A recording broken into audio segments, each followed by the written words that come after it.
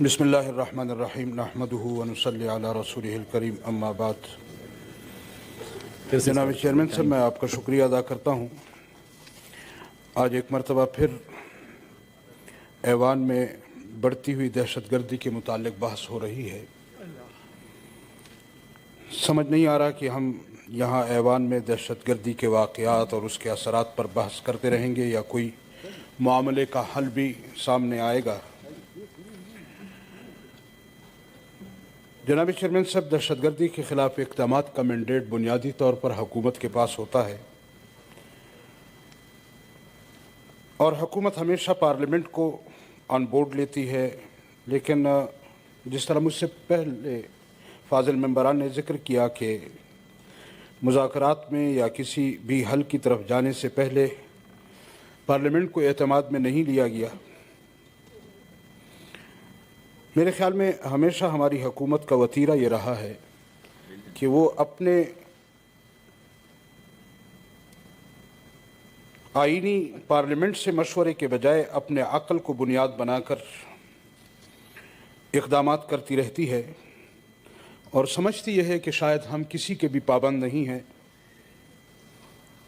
حالانکہ صورتحال یہ ہے کہ آج تک ان سے پٹرول اور چینے کی قیمتیں کنٹرول نہیں ہو رہی، تو ملک میں یہ لوگ دہشت گردی کو کیا کنٹرول کریں گے؟ میری تو رائے یہ ہوگا کہ جس طرح گزشتہ دنوں میں پرائم منسٹر صاحب نے کہا کہ میں باہر زیادہ خطرناک ہوں، ان کو اگر باہر بھیج دیا جائے تو زیادہ بہتر ہوگا، کیونکہ حکومت پہ تو ہم نے انہیں دیکھ لیا کہ وہ کتنے خطرناک ہیں۔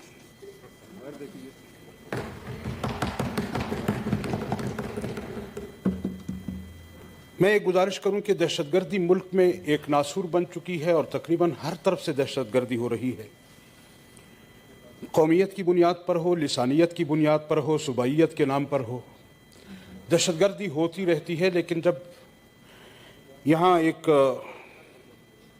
نظام بنایا گیا، اس وقت بھی نیشنل سیکورٹی پلان کا رخ جو ہے وہ مدارس، علماء، مذہب کی طرف کر دیا گیا،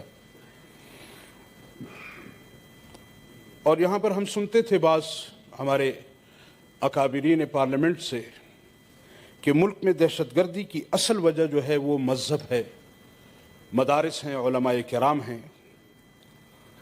لیکن میں آپ حضرات کی خدمت میں یہ گزارش کروں کہ یقیناً دہشت گردی سے ہر طبقہ متاثر ہوا ہے، اور جہاں ہمارے ملک کے دوسرے طبقات اس سے متاثر ہوئے ہیں، وہاں علماء کرام بھی اس سے متاثر ہوئے۔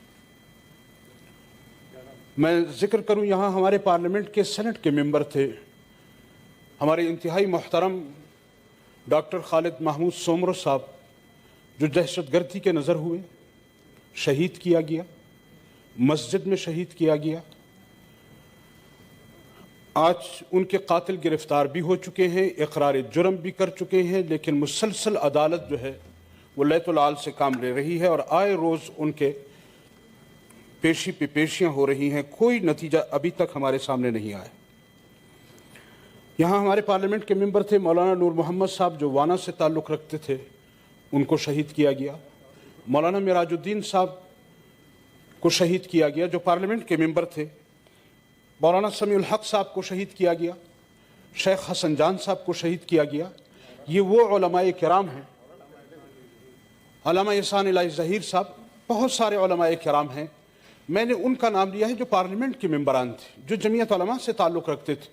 لیکن اس کے علاوہ جو ہزاروں علماء کرام کو شہید کیا گیا، ڈاماڈولا میں مدرسے پر حملہ ہوا، ہنگو میں مدرسے پر حملہ ہوا، علماء کے گھروں میں خواتین کو شہید کیا گیا، اور اس قسم کے دھماکے کیے گئے کہ خواتین کے گوشت کے ٹکڑے وہ درختوں میں لٹکے رہے۔ اس قسم کے واقعات علماء کرام کے ساتھ ہوئے، اور آج بھی علماء کرام وہ بھی نشانے پر ہیں۔ لہٰذا دہشت گردی کو صرف مذہب کے نام پر مدارس اور علماء کی طرف اس کا رخ پھیر دینا، نیشنل سیکورٹی پلان کے تحت بھی صرف علماء مدارس کو ٹارگٹ کیا گیا۔ ہم اس حق میں ہیں کہ کوئی بھی انکوائری ہو، کوئی بھی وہ ہو، ہمیں چاہیے کہ ہم اس میں بلا امتیاز اس کا تجزیہ کریں کہ ہماری ملک میں دہشت گردی آئی کہاں سے، क्यों हम आज पूरे खित्ते में निहत्ते हैं? हमारे इर्द गिर्द के जितने ममालिक हैं वो तो दिन ब दिन तरक्की करते जा रहे हैं और हम माशी तौर पर गहराइयों में जा रहे हैं। मेरे ख्याल में हमारे इस दहशतगर्दी में मुलव्वस होने या इस मुल्क को माशी तौर पर तबाह करने में हम अपने हुकूमत से गिला करेंगे कि उन्होंने वो रवैया, वो तरीका इख्तियार नहीं किया जो होना चाहिए। जी पार्लियामेंट में हमें पार्लियामेंट की तरफ मुतवज्जे होना चाहिए। जिस तरह आपसे कहा गया कि यहाँ पर एक मुश्तरका कोई इस तरह का इजलास बुलाया जाए कि उसमें खुलकर इस पर बहस की जाए कि असल मुहर्रिकात क्या हैं, असल चीज़ क्या है, उसकी तरफ मुतवज्जे होना चाहिए। अगर हम उस तरफ मुतवज्जे हों और हकीकत में हमने ये चाहा कि हम वाक़अतन इस चीज़ को ख़त्म करना चाहते हैं